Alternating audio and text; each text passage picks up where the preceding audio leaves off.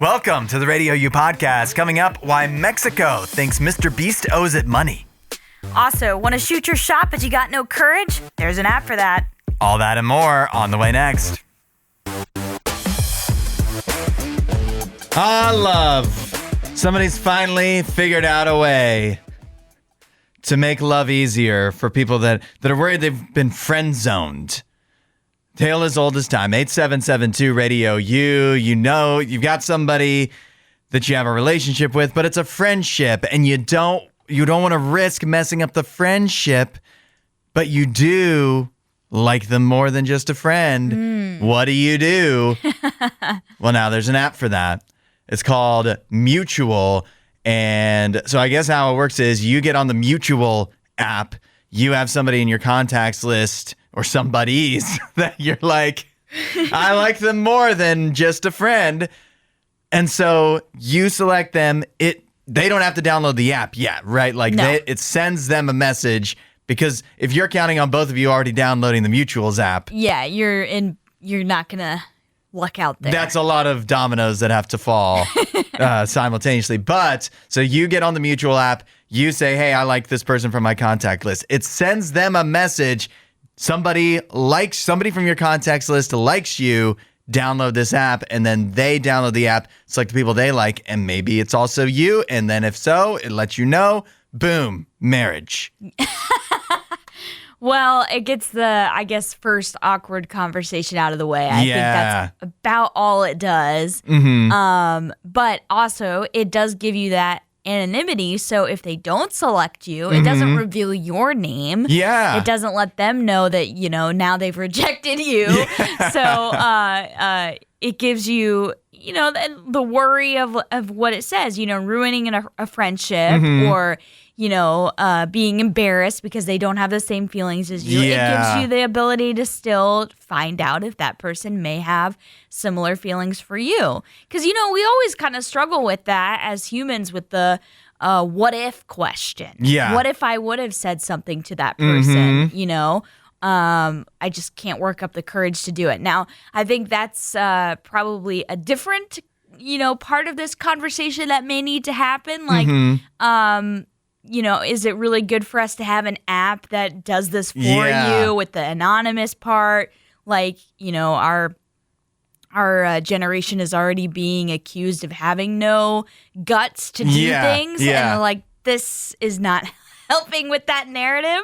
But, if it helps people find love, how can you be mad about it? You know what's funny is we walk through it. It feels to me that if the person that you like doesn't like you back, this would be very helpful, because then you can know, and you can, and you guys can keep being friends, ruining anything, and you get almost like closure on a relationship that never began. You know what I mean? Yes. And so that could be helpful. But I feel like if they do like you, I feel like this isn't the best way to start. I don't know why. It just feels like it's not setting yourself up for the best. Because like you're already starting out by not having a conversation that you should be able to have if you really like each other. Yeah. I it's tough. I feel like there's no great way to go about this, because you do freak out when you have a close friend or just friend that you're interested in, and you're not sure if you should say something or not. Yeah. And I've actually been in this situation before where I've, had a friend and I, liked them or whatever. And several years after I liked them, I finally admitted it to them after the like was already kind of gone. And I knew when there was no, didn't there was mean no anything consequences. anymore. Yeah. So you know what worries me is that you could use this too flippantly. Like people will jump, you know what I mean? Oh, like okay. You get somebody's number and you're not actually friends with them. Like you got their number from somebody or something like that, and all of a sudden now you're just using the Mutual app too much. Yeah. And like this, there's one specific case for this. You guys have been friends for a while. You know each other. It's not just like a different covert dating app that you can anonymously see if anybody kind of likes you. Yeah. But I can definitely picture people using that, because you know what? Maybe Baby Hudson would have done that. And this is a good thing that Baby Hudson didn't have it. Oh, Mr. Beast. He seems to have once again found himself in some hot water. You don't get to be the most popular YouTuber in the world without a little controversy. It's true. Maybe sometimes people trying to take you down for their own gain. 8772 Radio U. In this case, Mr. Beast, one of his recent videos, this is posted last weekend. He goes to Mexico and he checks out the Mayan ruins and explores like some of the, what do they call it? Ziggurats there? Is that what they call them? I don't know if they call them ziggurats or if it's temples. I think it's temples. But they're like the pyramids. Yeah. But it's not they're not the same as the Egyptian pyramids, which he's also been to. Yes. But, and similar vibes in some ways. But, so he explores these Mayan ruins. And the problem is he got permission to film there. He had his guide and, film crew, blah, blah, blah. Permission to film and permission to go to places where people usually aren't allowed to go. Mm-hmm. So he got like special visas from the Mexican government. Yeah. They rolled out the red carpet for Mr. Beast, and then he took advantage of him. Oh. According to Mexico, anyways, where they are now complaining that he advertised. He used the Mayan ruins for advertising. He literally, if you remember the video, when he gets out the Feastables peanut butter cups and starts eating them in the Mayan ruins and says, these are the only Mayan-approved snack on the planet. Oh, no. Which is a crazy thing to say. And they take that seriously there in Mexico, I guess. And so the Mexico National Institute of Archaeology and History has filed a formal complaint before the Mexican president herself. And basically they are demanding compensation for damages and a public retraction due to the non-compliance with the terms of the filming permits and stuff that he had come up with. Yeah, so they gave him special visas, special permits to get access to areas, again, of the temples that usually people aren't allowed into, including like this one super private room. I haven't watched the video. I need to go watch this because it's not that interesting. Well, reading through this, I mean, I like history. Yeah. And reading through this, I was like, ooh, that sounds interesting. And so I might need to go watch it. I don't get Mr. Beast videos. Like, I don't get them in my algorithm. I'm not a I thought you meant you don't understand. Well, no, I'm like, they're not that complicated. I understand them, but now that I'm talking about it, I'm going to start getting ads for Mr. Beast. Yeah, definitely. And Feastables, Lunchly. Yeah, all of the things. But I don't get them in my like YouTube algorithm. They're not sent to me. I'm not a Mr. Beast, I'm not the fan that it would get sent to. But yeah, I was like, maybe I need to go check this out because he did get a lot of private access. And so it does sound like they probably put some pretty specific parameters in those permits. Yeah, you got to have, even if you just got to have respect for that kind of history. Sites and, and Mexican culture, Mayan culture, all of that stuff. And for him to go on and say something flippantly like that, obviously he wasn't thinking in the moment. But they didn't edit it out. They left that part in. They certainly could have edited it out, and they did not. And so, I mean, they're probably thinking, how much money is he making off this video? Let's profit off that a little bit. I'm sure that's what. And you know what? This will be a drop in the ocean of Mr. B. Like, he's not going to notice. No. Whatever money they want from him, he's good for it. Yeah. And it will not affect his bottom line. No. But hey, try some Feastables. They're the only Mayan-approved snack on the planet. No, they're not. Do you think we could make friendship bracelets that have our RadioU number on it? That'd be a good idea. Yeah. And hand those out. And hand them out. Or give them to each other. Yeah. Or that. If we forget, we can just look down on our wrist. You mean the phone number? Yeah, the phone number. Like 8772 Radio U. Yeah, okay. Yeah. That would be fun, right? I'm not much of a crafter, but I could make a few. Oh, come on. Friendship bracelets aren't that hard.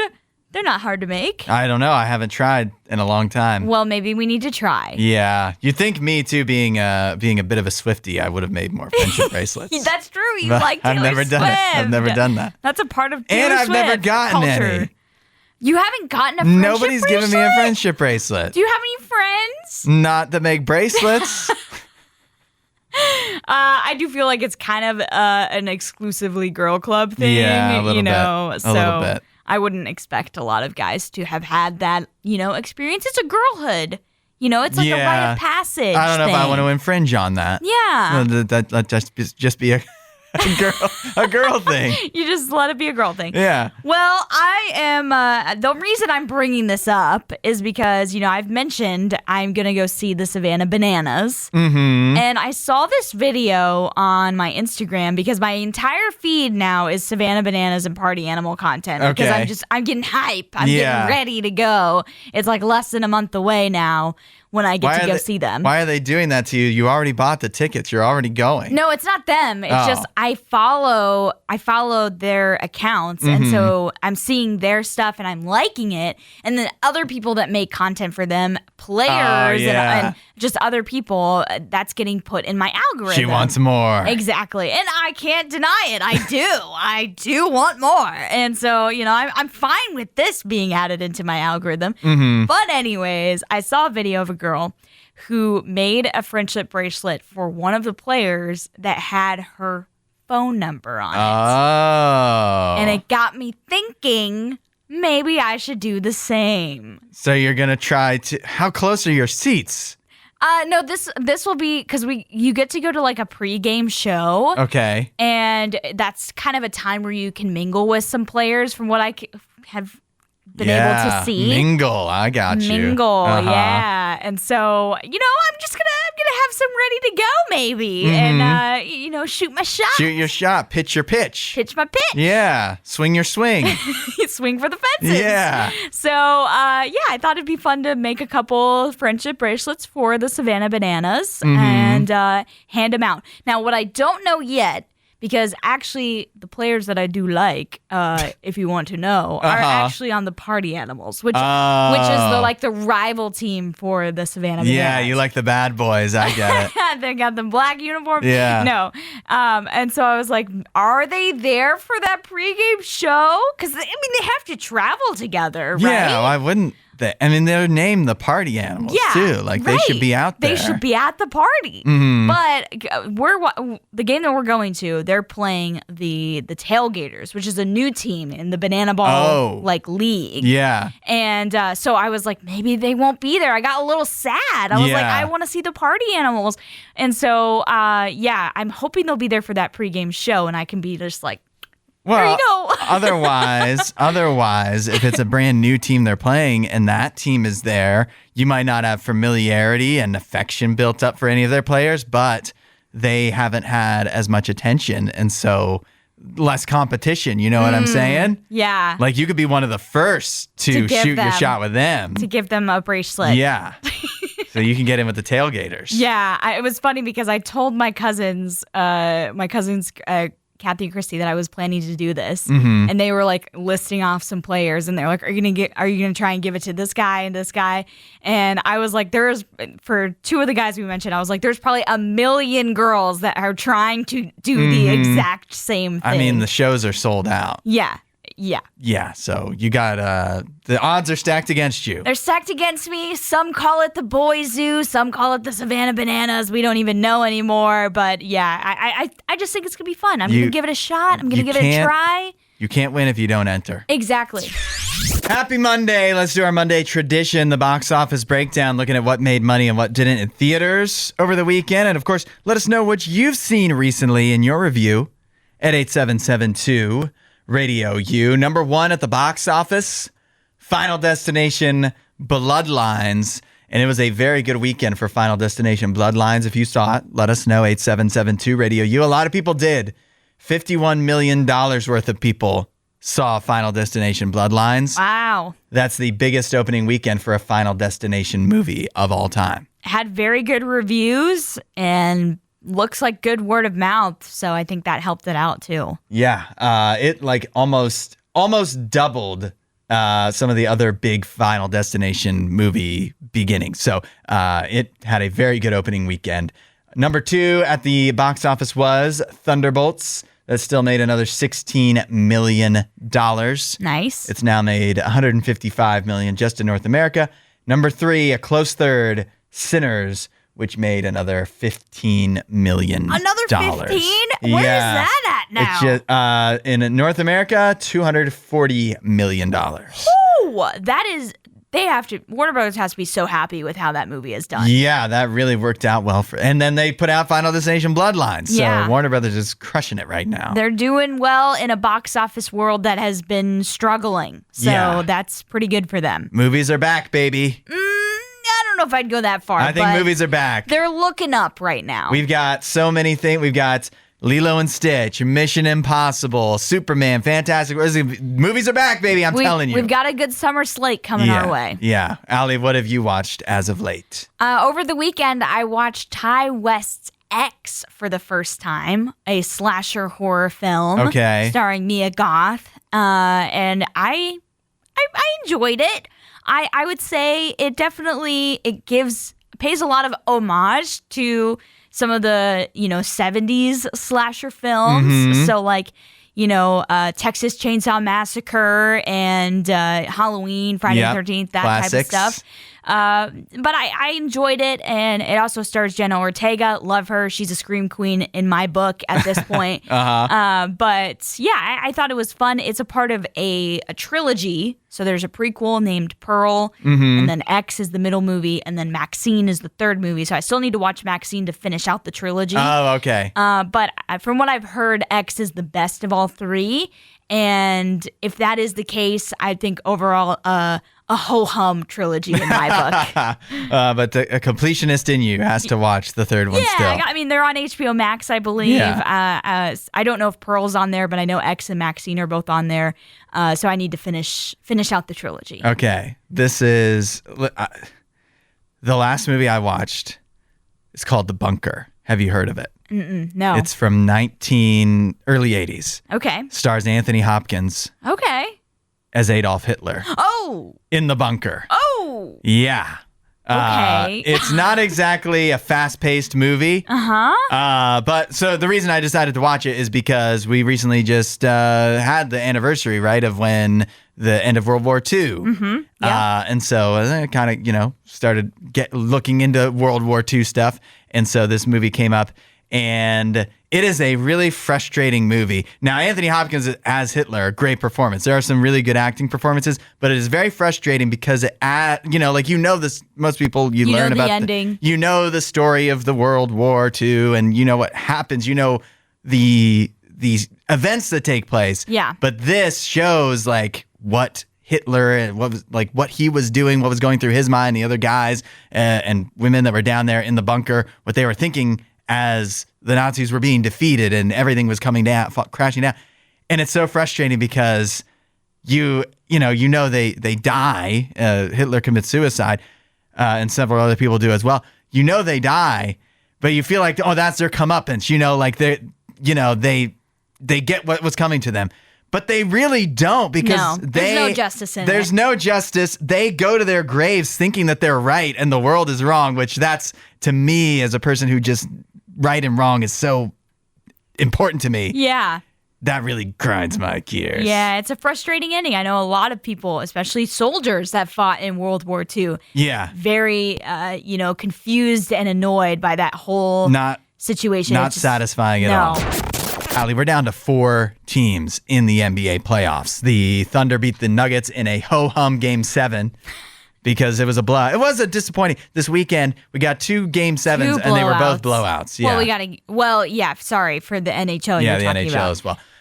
But for the NBA, we got 2 blowouts to get to the conference finals, and the Knicks blowing out the Celtics in Game 6, and then last night the Thunder blowing out the Nuggets, which did feel kind of like a what moment? Yeah, because the series had been so competitive. It had been so competitive. The Nuggets had fought so hard to get to a Game 7, and I personally felt like the Thunder were showing a lot of their playoff, inexperience. Yeah.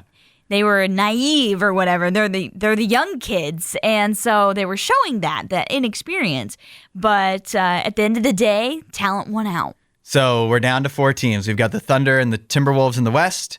We've got the Knicks and the Pacers in the East. Who are we cheering for? I'm not cheering for any of these people. You're not going to cheer for anybody? No. Are you cheering against anybody? I don't know, because as a Cavs fan, obviously I'm not a huge fan of the Pacers right now. But also, I do not like the Knicks at all. I've never liked the Knicks. So you're cheering for the West.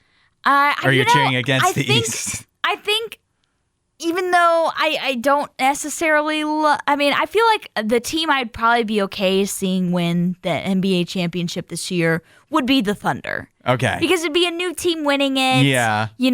And they're the young team. They're exciting. They've got, they've got a lot going for them. Yeah. So I think I'd be okay with seeing the Thunder win it all. I think the NBA has a unique problem this year. One is now 3 out of the 4 are smaller markets. Yeah. Not great for TV.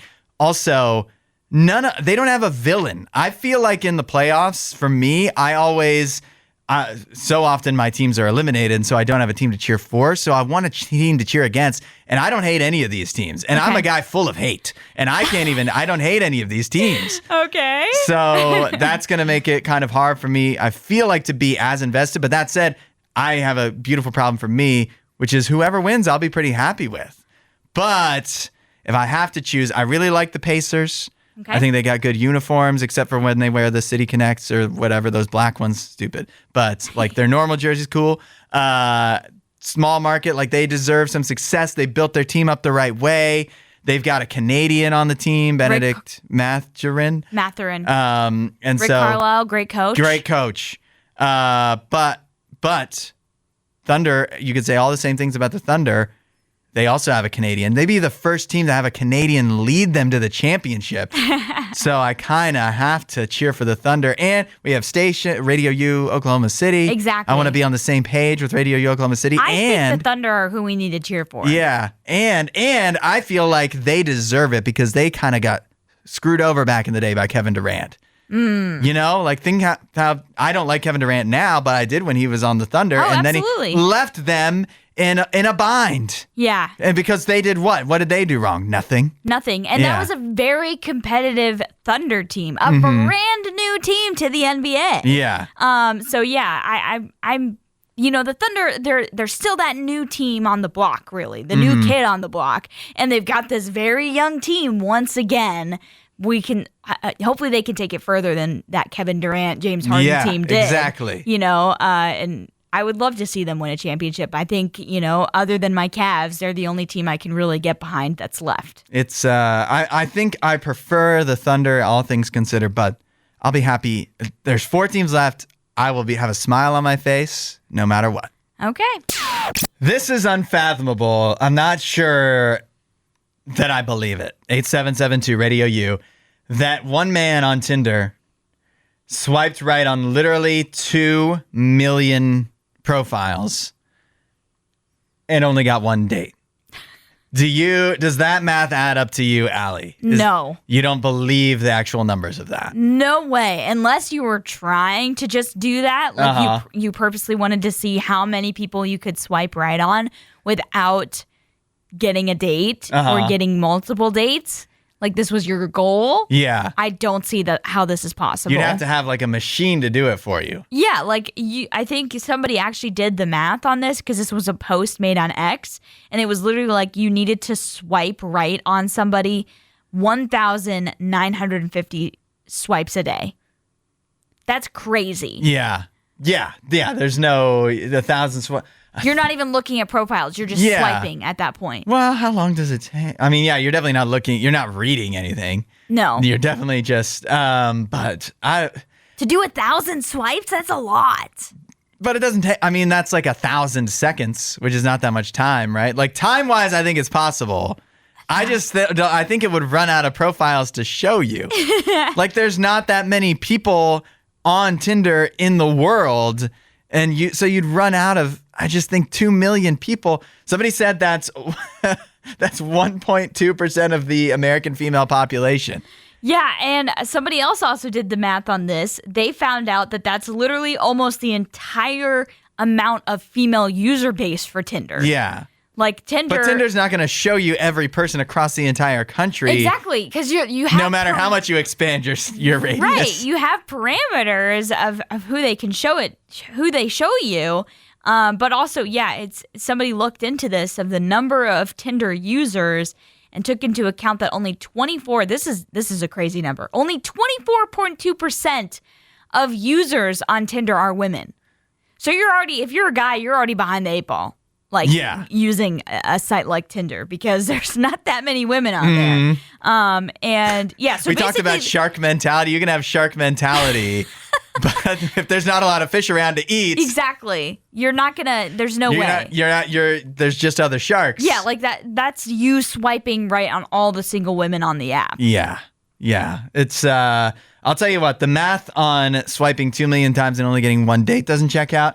But also the math on using Tinder as a guy does not check out. Yeah, no. And somebody else pointed that out. Like, Tinder is not, I don't think it's set up for success for anyone. I haven't used it. From what I hear about how the whole app is set up and how people match with one another, it just sounds like it's a joke to actually try and find a relationship. Yeah, and it prioritizes people that pay, of course, and prioritizes... if you're, it's just like life. If you're attractive, you're going to have success, probably more likely to have success on there. Yeah. And if you're not, you're going to be swiping a lot more.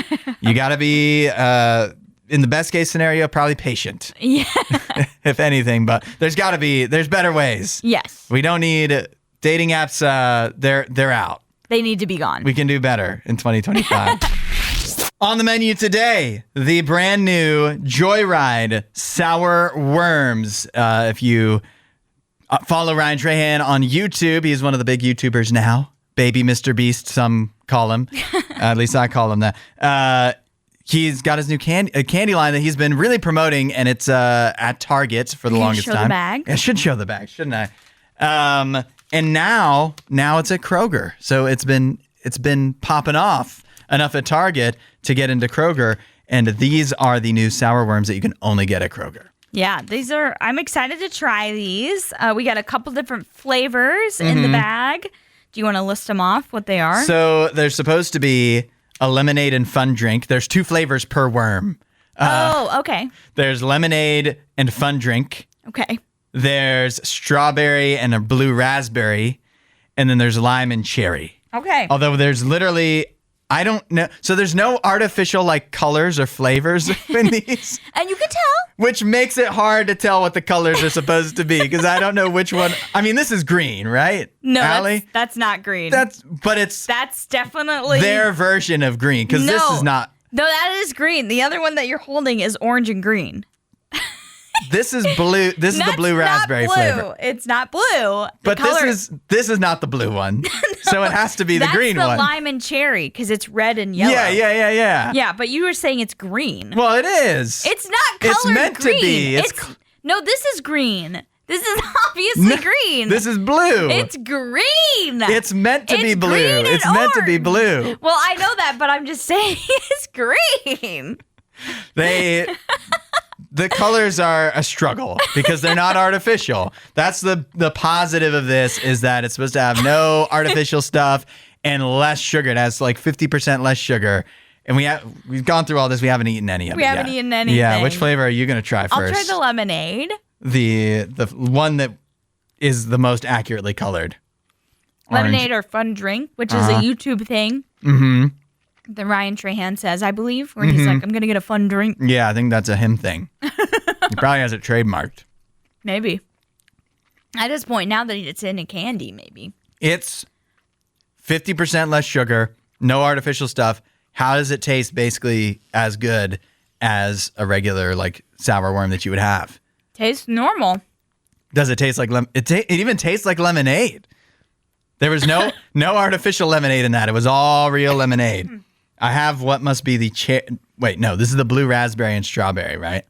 I have no idea, because it's green and orange. But this is definitely not blue raspberry. No, that's not blue raspberry. So this is lime and cherry. That has to be the cherry and lime. But it doesn't, this itself is an orange and green color. Mm-hmm. We just think it may be the flavor that's on the back of the packaging. The other thing is the flavors don't taste that different.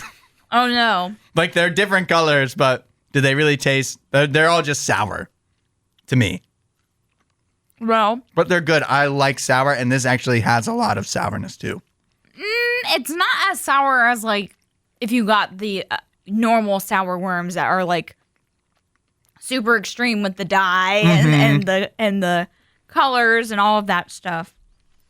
I am impressed with these. I think they taste very good. Yeah. And if you're a person that doesn't want the extreme sour with regular sour worms, this would be a nice amount of sour. It's like just the right amount.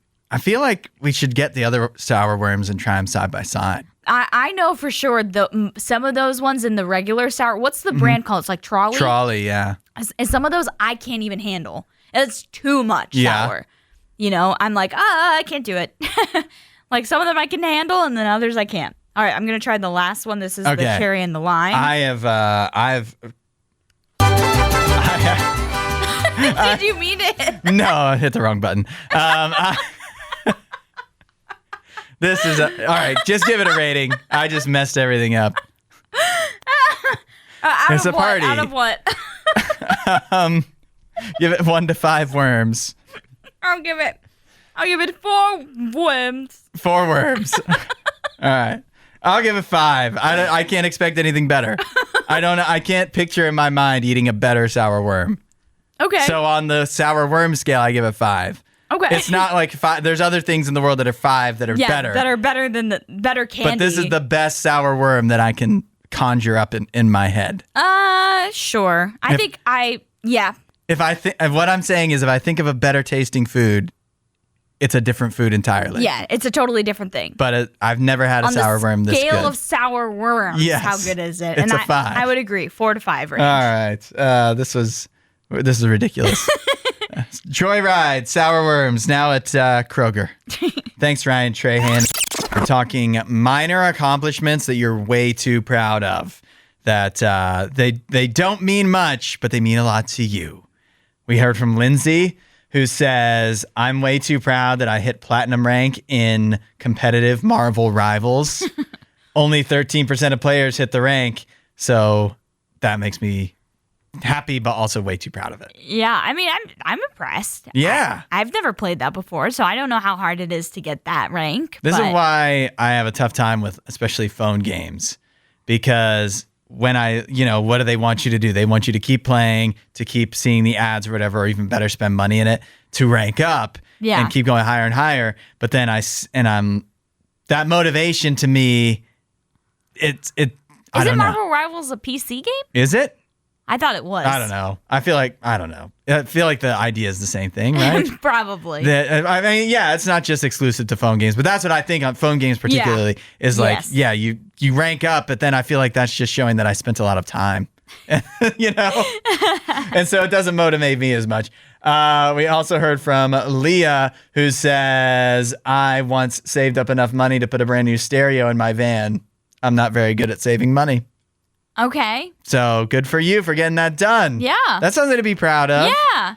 All the things you could save money for, and you decided stereo in the van probably so you could turn up RadioU. Right. I like that. That's time and money well spent. Cody said punching carpenter bees. You ever had carpenter bees?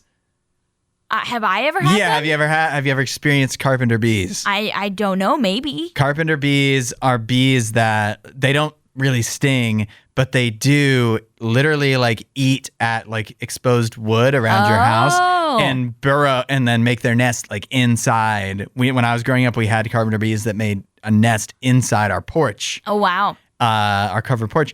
And I've had this at my home with our garage as well. But I wouldn't punch them. I would hit them with like a baseball bat or a tennis racket or whatever. Okay. But you do have to take them out. You have to do stuff like that. Yeah, you got to get rid of them. William says, when I was growing up, I was really into pogo sticks. I got really good and pogoed for 5 hours straight one day. Wow. I also pogoed for 3 miles and 1 mile without using my hands, just using my legs alone. What? That is crazy. That's actually really impressive. Is that are you in the Guinness Book of World Records? I mean, I would imagine there's probably some pretty crazy world records with pogo sticks because they've been around for so long. Uh-huh. But I'm impressed, William. I don't think you need to be, I think you do need to be proud of that. Yeah, that is amazing. It is like silly. It's like, what good did it do you? But also, it is actually impressive, though. Yeah, because like that's a physical feat to do. I know I couldn't do that. Yeah. So I'm impressed. Allie, do you have a a meaningless accomplishment that you're really proud of? I do. When I first started golfing, this was probably when I was in middle school. I first started golfing, and I would go to where my dad was like a member of a club, of a golf club in my hometown of Lusaka, Zambia, back in the day. And the group that I was in was like we were given golf lessons and trained by some of the pros that were a part of the club. And every day that we would have practice, they would host a competition to kind of end the day. And one of my first practices, they ended it with a putting competition, and I won.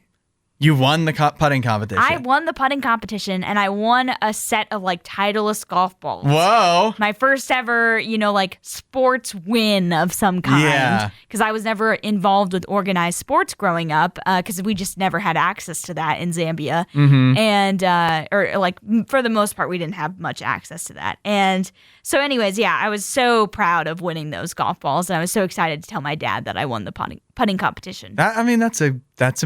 That's it was impressive. It's like 12-year-olds. Still, you were the best putting 12-year-old. Yeah. In Zambia, in Lusaka, Zambia. I think that's something to write home about. Hudson, we're just talking about accomplishments that you were probably way too proud of, minor accomplishments. And you mentioned how you made your Little League All-Star team. Funny that you mentioned that, because yesterday my little cousin Carly had her first softball game for her new season. Her spring season just got underway. That's exciting. And I love, I'm a huge baseball fan. So in turn, I love softball as well. I know they're different sports. I know they're different, but also have similarities. But anyways, I enjoy watching her play softball. I also enjoy keeping stats for her for softball. You keep stats for how old? She's like 11, 10. Yeah. Like it's slow pitch softball, it's 10 and 11-year-old softball, and you're keeping track of the stats. Yeah. To what? Put on the back of her card one day or what? No, for her birthday last year, I did make her a little like poster that had her stats from her first season of softball. And so I don't know. I just thought it would be fun to keep track of them for her. It just kind of happened. I went to her first game for her first ever game. Yeah. And I kept track of the stats because I was like, oh, this would be fun. And so, because I took pictures of her playing and I posted the pictures, and I just was like, here's her stat line of the day. And it was kind of like a joking thing. And then I ended up doing it for every single game.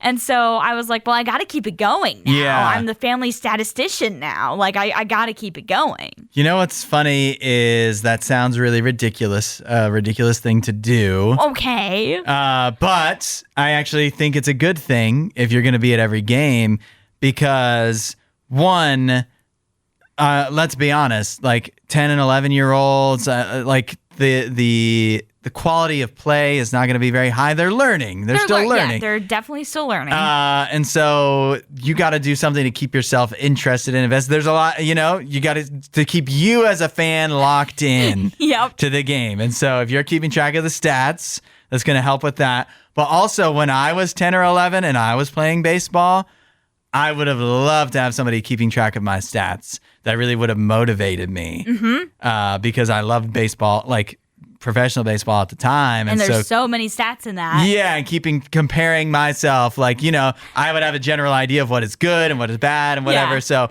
I would love to and, I'm on a hitting streak or whatever. Right. Or in my case, a hit list streak. Oh, no. There wouldn't have been a lot of stats to keep track of in my day. Yeah. We didn't have to have an official statistician to know I went a whole season without a hit, but when I was having more success, it would have been fun.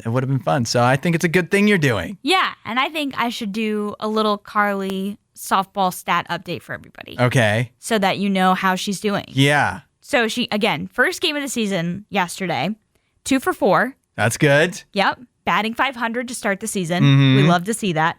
1 run. Okay. Her second hit was a triple. Nice. And on defense, she had 2 assisted putouts. Nice. You're even doing the defensive stats. Yes, because that's pretty good for kids her age. Yeah. How many errors? I don't keep track of the errors. She wasn't a part of any errors, but technically her first hit, if you were statting it correctly, would have been an error because the pitcher way overthrew the first baseman. But her triple was indeed a triple. Yeah. It went all the way to the grass, way past the outfielders. And so she earned that triple. And usually you don't see, in this level, you don't see them take many bases. Yeah. They stop at first. Yep. But the coaches were just like, keep going. Yeah. And so she ran all the way to third base. And so, I love to keep stats for her. And, maybe I'll do a little segment and give everybody an update on Carly. That triple, that ought to pad the OPS. Get a nice contract coming up when you see those numbers. We'll need a verdict on this one. Let us know what you think at 8772 Radio U. Here's the situation. A well-known, wealthy family from Northern Ireland, the McGurrs, went out for what they thought was a normal dinner while visiting England. They went to the Horse and Jockey in the scenic Peak District and ordered ribeye, gammon steaks, a few ales and lagers, and headed home. Everything seemed fine. But right after they left, the restaurant posted CCTV footage of them on Facebook, accusing them of dining and dashing, skipping out on a $200 or so bill. The video went viral. Suddenly, the McGurrs, who run a successful engineering company, and are known in their hometown for being extremely reputable and well off, were national news in the UK for all the wrong reasons. But here's the twist. They actually did pay the bill. It was some member of the staff forgot to ring it through the till. They didn't close it out. Oh, no. And so they were accused of dining and dashing when they didn't dash at all. Oh, no. So they are suing. They have sued the restaurant after the restaurant initially offered only apologies, a free meal, and a comped stay.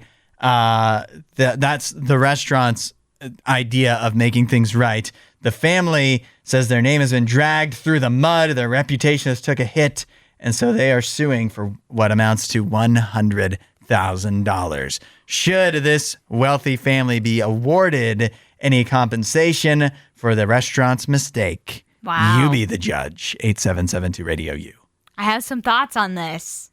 Yeah, this is a tough one, I think. It's tough, but also I think I do have a lean on where I would go with this. All right. We'll hear what Allie's thinking. We'll also hear from you at 8772 Radio U. You be the judge. We heard from Nick, who says the restaurant defamed their name under false pretense. Although an employee likely leaked the footage, the company is liable for its employees' actions. The person who leaked the footage should be fired. I'm sure leaking confidential footage is against policy, especially when a lawsuit comes from it. Well, and also, I don't know if you could consider this a leak. This was posted on their official Facebook page for the inn and the restaurant, the Horse and Jockey. So it's like somebody in management A-okayed this, you would think, and went ahead to move forward with posting this literally 30 minutes after they ate there. So it was a quick decision. Yeah. And some random social media employee couldn't, it's a restaurant too. Yeah. So it's not a chain, I don't think. So yeah. It was not just some employee. This was somebody in management to even get that footage. Right. Jim said only $100,000. The restaurant should pay it. In the U.S., they'd be sued for millions. It's probably true. That's a good point. And then Lindsay says, yeah, I'm thinking yes, because the restaurant has to do due diligence and double check they truly didn't receive payment. It's a good point. I mean, like you said, 30 minutes. Yeah. Within 30 minutes of the family leaving the restaurant, they had already posted this. They didn't get any time to sort anything out. Whoever it was upset because they thought that they didn't get paid. Right. Sure. And just jumped straight. They got out there, jumped to conclusions, Matt, and posted on Facebook. And So it sounds like most people are giving a pretty resounding yes, they should pay. The restaurant should have to pay. What do you think, Allie? Yeah, that's definitely my lean on this one as well, because here's the thing. The restaurant has to know who these people are. They're well respected in this community, well-known people. Which, real quick, is probably why they posted about Exactly. it. If it was just a random person, they very well may not have. That's exactly where I was going with this. They posted this because social media culture has done this to our brains. We see people that are famous do something that we deem wrong, and we immediately want to post and share about this because cancel culture is a thing, and we want to cancel people, and we want to show how bad they are to make ourselves feel better. But also, they probably were like, well, licking their chops over here, like, oh my goodness, look what these goody two-shoes, everyone loves them. Look what they did wrong. They wronged us by not paying for their meal. Like, everybody thinks they're so great, but look how they just dined and dashed us, you know? So, yeah, I think they jumped to conclusions because they wanted to. They didn't do the due diligence because they wanted them to be wrong. They wanted these people to have messed up in that way so that they could post this and go viral, because it probably went viral. It did go viral, at least in Scotland making national or wherever. news. Yeah, and so, because like you said, it's a respected couple, well-known couple of a big company, so I understand why they want some type of compensation, because they just dragged their names through the mud for no reason. This would have been... All it took them was a double checking. A combination of being angry and thinking this will be good advertising. Right. I don't know how much in 30 minutes they thought it through, but that was probably the thought process. And now it turns around and really bad advertising. Right. Because you can't even do your job properly. Costly. And by the way, this is a case where the verdict has been reached in real life. They are getting their money. Good. The restaurant does have to pay $100,000. Good. So we're all on the same. We're up on the British legal system. Yeah. Because we're all on the same page. Guilty. Thanks for listening to the RadioU podcast. Don't forget to rate and review the show.